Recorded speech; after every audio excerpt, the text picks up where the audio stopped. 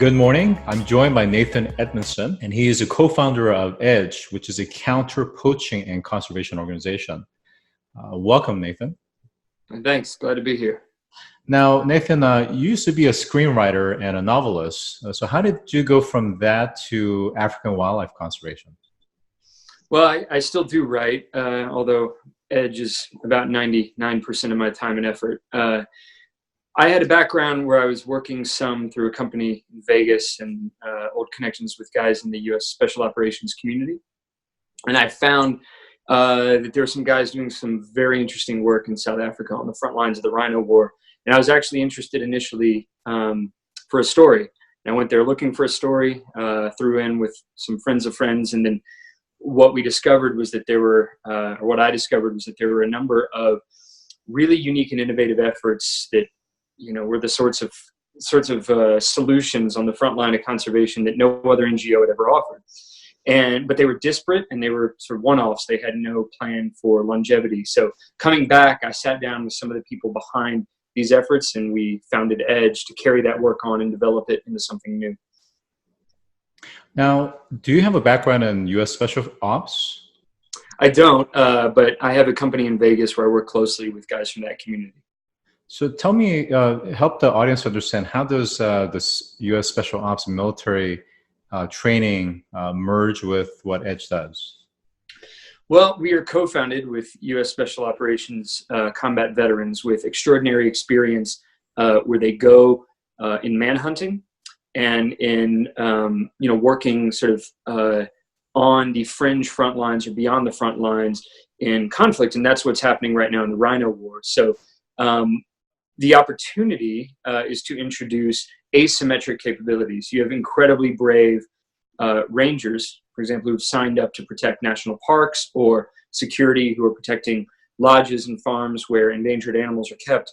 But most of them signed up for conservation, not anticipating that this would become a war, which it has. So what we introduce and what the capabilities that the guys we work with have, introduce an asymmetric element on the side of those who protect the wildlife, so that as the poachers come in and advance and go from hunting rifles to AK-47s, start advancing their techniques, hiring former military or recruiting former military, our guys are then able to come in at a much higher level and work with guys on the other side, so that by the time the poachers come in, they won't know what hit them. Now, tell me, who are these poachers and why are they so well armed, and that you also need to counter them with these weapons? Well, poaching is nothing new, although the Rhino War started afresh or in a much more extraordinary way about 15, 20 years ago now, but in earnest around 2006, 2007. So understanding that rhino horn is the most valuable material on the planet, ounce for ounce, more valuable than gold, diamonds, platinum, anything. You can understand that creating a pipeline to move that is a very, very lucrative enterprise, and people are willing to do it. So on the one hand, you have local communities who may even poach just in some cases for food and sustenance. They may kill animal out of human-animal conflict, but the syndicates behind moving the horn and moving it to Southeast Asia especially, they want to recruit people who know the land on the front lines, who frankly are willing to risk their lives for what to them is 6 months salary for one night's work. But on the other hand, now they are getting a little more aggressive, a little more advanced. We're seeing weapons that show up that definitely do not come from local sources. So these syndicates are also behind the trafficking of weapons, human trafficking, child slavery, drugs. So once you build that pipeline, everything goes through it and it starts to affect the entire community. But obviously there's nothing more lucrative, again, than harvesting a horn, or further north, especially ivory from elephants, or scales from pangolin, or the paws and heads of lions. But rhino horn is certainly the umbrella, or protecting the rhino, you protect the entire biosphere as an umbrella species. So that's why we talk in terms of the Rhino War, but we're interested in the entire ecosystem. Yeah, I think you make a really good point that I think probably the mainstream do not really fully appreciate or understand, which is that it's not just these individuals or groups of locals with guns that are going out and poaching these rhinos, but it's actually behind them there's an entire crime syndicate that is very well funded, very well organized, and very well armed that you're going up against. So if you, on the defense side, both from a deterrence but also from, sounds like, captive as well, are not as well equipped and trained, you're going up against basically unmatched set of force. So that puts a whole different perspective on things. So tell me about who are the actual people that are part of your team, what's their background, what's their training, and what does their day-to-day look like? So as far as the backgrounds of some of our military professionals and specialists, we can't say too much except that they have experience, like I said, in counterterrorism, manhunting, and I can certainly say that guys with the background of the sort that we have never been introduced to this struggle before in history. And likewise, we've brought Rangers last year for the first time in history. We brought South African Park Rangers to the U.S. to train. And that was the combined effect of that, not just introducing them to train alongside other units here, but also for them to see a greater perspective of how important their work is. So we'd like to focus far more in terms of those who are putting their lives in the front lines rather than, the trainers that we invite or the resources that we have. But day to day, 90% of what we do obviously is fundraising and recruiting resources. So we do a great deal of work on the ground. We just hosted a conference, to give you a concrete example, in this area that has the third highest population of rhino in the world. And that area is seeing an extraordinary and really nasty rise in poaching and other crime. Because again, once you plug that pipeline in, everything flows through it. So one of the problems that they face is that there's no coordination. The syndicates have great coordination and organization, but when you've got a lodge next to a farm, next to a park, these entities need to be coordinating and they need to have consistent resources so that there aren't as many weak points of entry and exploitation for the poachers. So in that case, the first step was arranging communications and just getting everybody to the table to start talking. It's very easy to become imperialistic, both with technology and solutions, where we come in and say, here's what you need.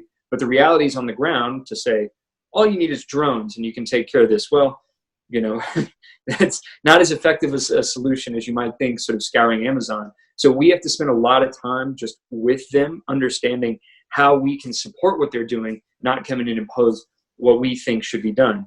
So in that case, for example, we needed experts in radio communications. So we went and found the right experts through our network, but we also, our core staff, including my co-founder, went over and held this conference, gathered everybody to the table and started to say, what is it we need to do?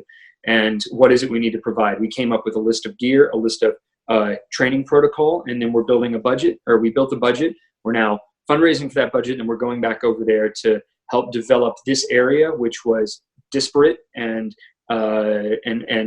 more and more ineffective as the syndicates became more and more effective, into a resilient and robust defense for wildlife. And so again, in that case, I certainly want to highlight primarily those who live there and are doing what they do. We are a support group.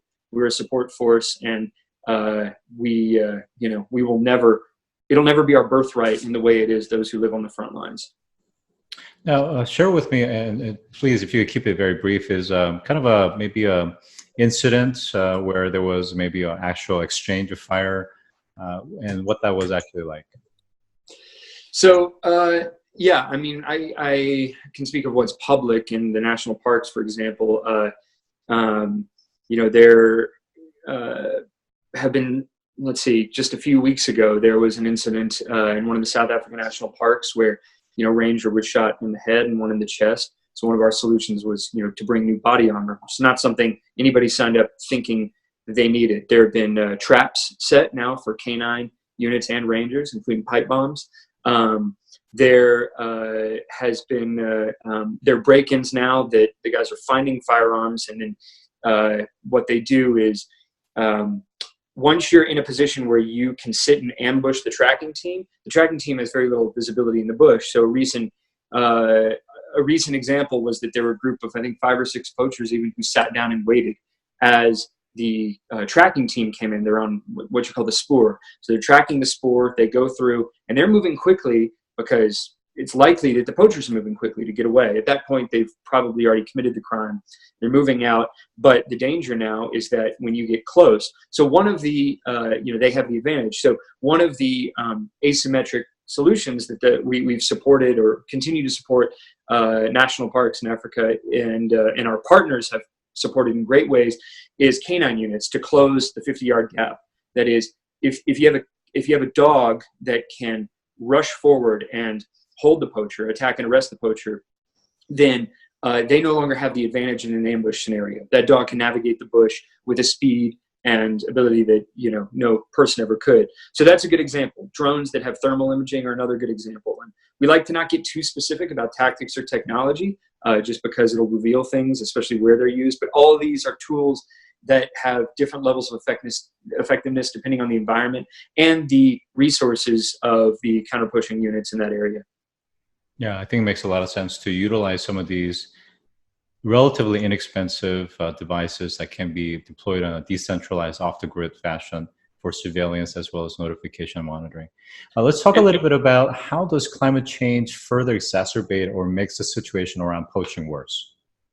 Well, yeah. So, and what ties into that, which I want to be sure is mentioned here, is that you can't be effective in any counter-poaching work, I don't believe, at least not long-term, without the buy-in of the community.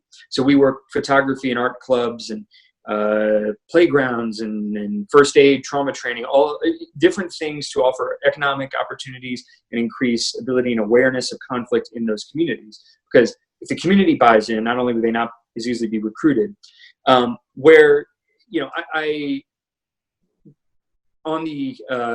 climate change, one of the things you're seeing in Africa as patterns have changed and temperatures have changed is, for example, loss of farmland. That means that farmers have to move into more fertile land where they're more in conflict with wildlife.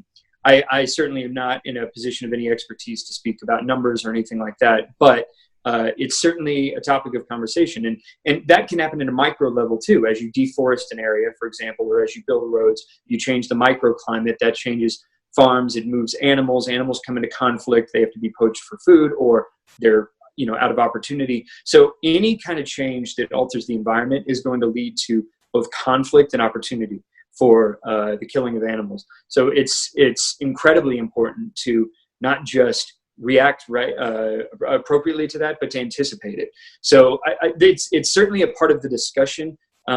It's hard to work with a community you can work with them about how to have a more sustainable garden, but to talk to them in terms of long-term planning for climate change when they need to provide for the weekend, right? You have to meet them where they are, in other words. And so that's why I think we want to find ways to encourage economic development in communities so that they themselves are better able to deal with changes like that. And, also you want to not just manage and preserve the wildlife, but look at ways to have governments at a national level understand that the wildlife are going to need this much space and this is what's going to happen to it, because it has to be protected on that scale. Yeah, when I think about some of the recent countries that's been impacted by Hurricane Idai, for example, a country like Malawi and other neighboring countries where this massive hurricane completely wiped out crops just before they were about to harvest it. So what this means is that climate change is making their daily sustenance, their ability to actually grow crop, that much more difficult already.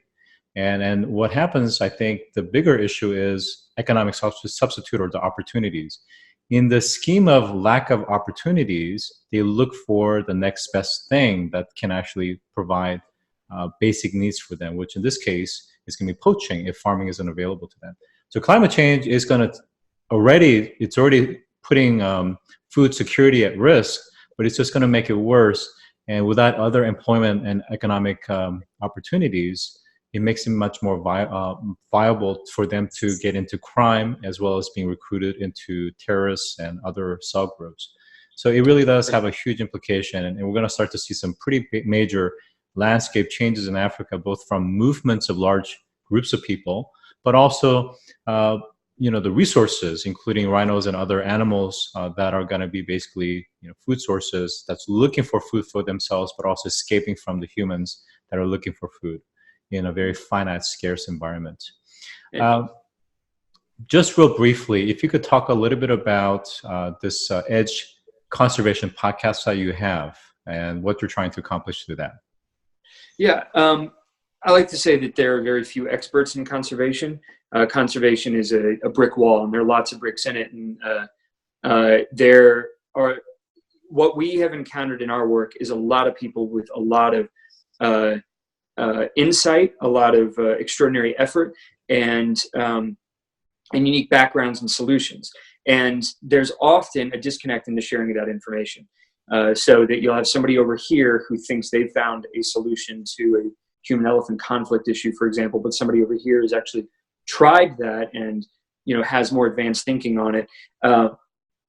All information is good, and with that spirit, we started to gather the stories and then decided to put together a podcast and not limit it to our fields of interest and operations. So the Edge Conservation Podcast is a wonderfully produced. We're very proud of it, and it involves interviews. It's interviews with conservation doers and actors around the world and wildlife conservation, from the Corbett Foundation in India that's working on human tiger conflict, especially a woman working with penguins in Antarctica, and then of course people we've interacted with who have done really remarkable things in African wildlife. So to me, it's exciting because every week it's a 30-minute class that I get in something someone else has done that informs what I do, because I'm far from an expert. I've been learning this as I go, and only over the last couple of years.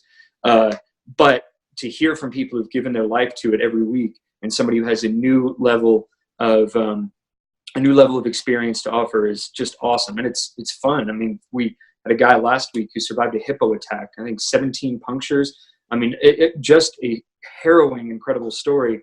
And then we had, we've got the writer of The Lion King coming on. So it's not just the people in the dirt; it's people who are highlighting, the importance of wildlife all around the world. So it's exciting, and it's available everywhere.